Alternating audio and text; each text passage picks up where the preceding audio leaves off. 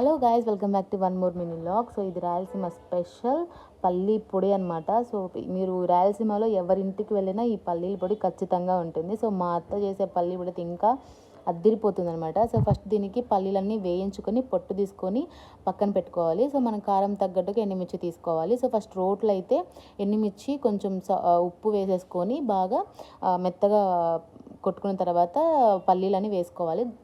పల్లీలు వేసుకొని మొత్తాన్ని పొడి కొట్టకూడదు, కచ్చా కొట్టాలన్నమాట. సో అవి పంటి కింద పడుతుంటే చాలా బాగుంటుంది.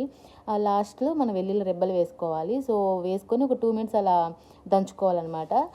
దంచుకున్న తర్వాత తీసుకోవడమే ఇంకా లాస్ట్లో నేనైతే మా అత్త ఎప్పుడు రోటి పచ్చడి చేసినా లాస్ట్లో కొంచెం పెట్టుకుంటాను. వేడి వేడి అన్నం దాంట్లో వేసుకొని తింటే ఉంటుంది నా సామి రంగా, సూపర్ ఉంటుందండి.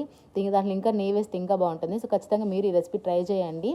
If you like this video, like, share, subscribe my